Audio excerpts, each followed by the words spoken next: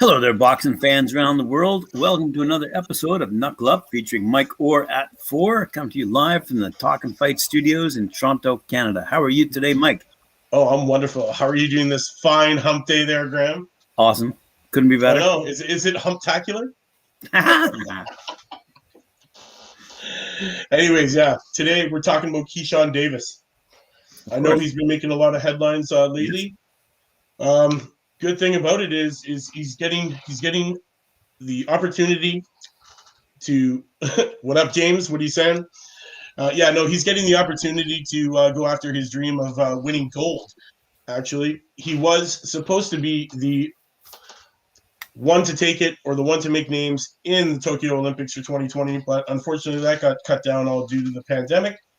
And he decided to turn pro under Top Rank's banner.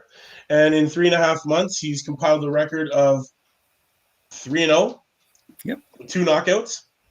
And you know what? He now has the opportunity to go back because as of Monday, it was announced that he is allowed to go and compete in the Olympics in Tokyo. And he's stayed in shape and in the same kind of training mentality that you need to be.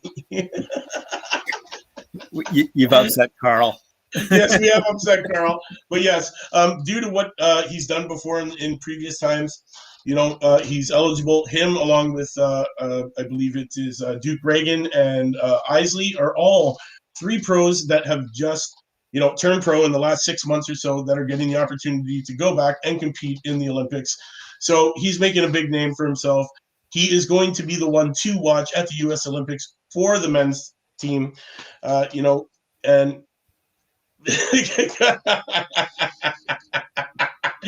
him short, doesn't deserve the airtime.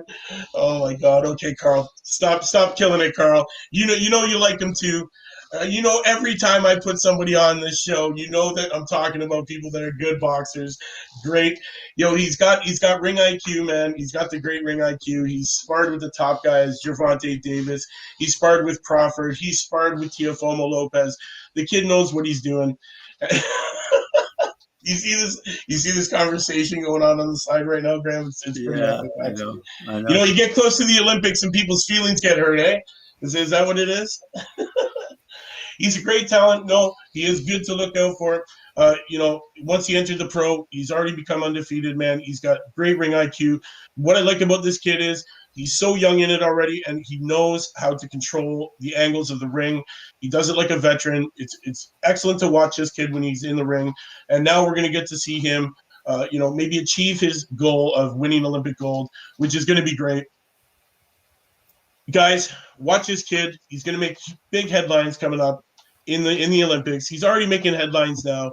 He's 40. He's ranked 44 out of 222 in the light division, and 278 out of 1758. The guy's only 22 years old. They call him the businessman because when he's in that ring, it's straight business. And he's a southpaw, and we like these southpaws, man. He's coming off his May 8th win against Jose Antonio Meza, and that was a unanimous decision. It went 6 rounds.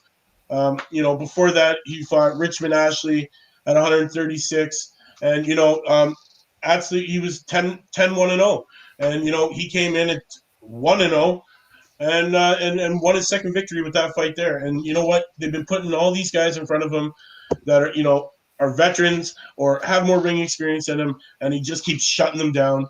And now we're going to get the opportunity to see him go back and achieve maybe his dream of winning that, Olympic gold. Hopefully he gets the opportunity to, and it's surprising that he only made the jump to pro because of everything kind of holding off, you know what I mean? And everything was kind of put on hold. The world was put on hold with this pandemic. So that's the reason why he turned pro, was just so he wasn't sitting around and waiting. But now, at the end of the day, we get to see him back in the Olympics. We're going to see Team USA. They've just picked up enough people now to send 9 in total that are going. So the guys who are going to be to watch out for is going to be, Keyshawn Davis, and you're looking at Duke Reagan, who's another guy we're talking about, and Isley, and we got, they're going to be good guys, man. And it's going to be nice to see I believe it was Rio when they made that call where pros were allowed to come back. And you know what? I think this is going to be one of those. As much as you hate to see what they're calling veterans against amateurs, let's be real, man. You only got 3 months as a pro. You got 3 fights. He's not a veteran, man. He's still an amateur mentally, but he's trained for a different kind of fighting. So we'll see how it works out, man. On that note, I'm loving this conversation that's going back and forth here. It's actually pretty hilarious. I love it. I love it. But guys, it's hump day. It's your boy Mike Orr. You know what to do, man. You do it, like it, share it, jab that like, hook, subscribe, and knock those comments like you see on the side here, man, that are just bang, one after another. We love it. We love interacting with it. Shout out to Last Bell Boxing. Shout out to D-Dog's Finest. Thanks for tuning in, guys. Thanks for the support and love. Grant, thank you again. Tomorrow's Thursday. We're almost at another weekend of wonderful knockouts. Well, it sounds like it's Carl and James going toe-to-toe on tomorrow's episode. We're just gonna have to sit back and watch them knuckle up. Yeah, that's what I'm saying. 4-person show. That's what I'm saying. You sit back. So let's get it done, enjoy, guys. You know how it is, man. That's what we like. It'll be a hockey fight on Knuckle Up. We're gonna see a jersey, but we're gonna see a jersey. You're just gonna pull that up and over.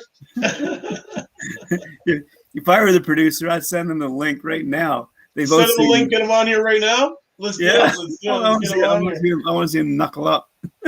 let's get them to knuckle up, man. Let's make it interesting Wednesday. You mean cricket fight? Oh my God, it's killing it. It's killing it. Anyways, guys, around the world watching. I love this. This is great. Oh, send the link. Send the link. You heard it.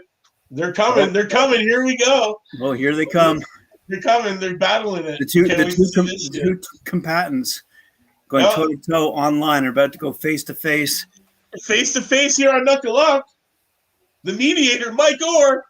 They're going to determine once and for all. Lennox Lewis is English or Canadian.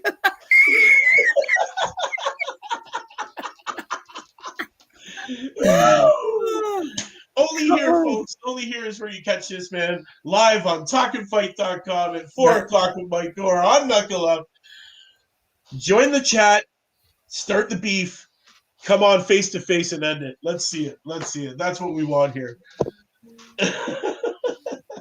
Is there anyone in our green room, Mr. Producer?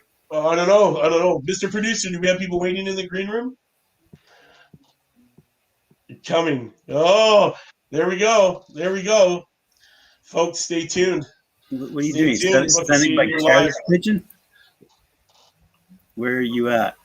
Oh, here we come. I can't wait. This is going to be good. Mike Orr at 4. Out of curiosity, why did you pick Keyshawn? What's honestly, I picked him because, you know what, I like this kid's style. I've been watching him since the beginning of Knuckle Up. He was the guy that I wanted to profile. He hadn't turned pro yet. He was one of these guys that's just supposed to, blow up. He was very much anticipated. Like his pro debut was very much anticipated. His Olympic trials and all those fights. He was in the spotlight. They were banking on this kid. He was supposed to be the next big thing, and then all of a sudden, bang, he gets cut off by the Olympics here. And you know what? When I watched this kid turn pro, I was very impressed with his pro debut and the ability that this kid showed at such a young age, and such a new guy into the sport at the pro level. And he showed a lot of maturity, man. And honestly, that's what I like to see. A guy that's got his head on his shoulders. He knows what he's doing. He's, methodically planning his shots. He controls the ring. He controls the center. He knows how to cut the angles. He's really good with his defense. He doesn't have the heaviest hands around, but that's all going to come in due time because he's still really, really young. This is why I got on this kid because, I've been following him from the amateur careers. And I'm glad to see him get his opportunity to go back and do what he set out to do, and that was win Olympic gold. And you know what? Yes, he's at a very competitive level. I believe it's the 63 kilo, which is about 135 pound. And you know what? You look at that, and when you look at him in the pros, you're talking about, guys like Teofimo Lopez, Garcia. We're talking, Gervonta Davis. We're talking that weight level is where this kid is putting himself, in the pros.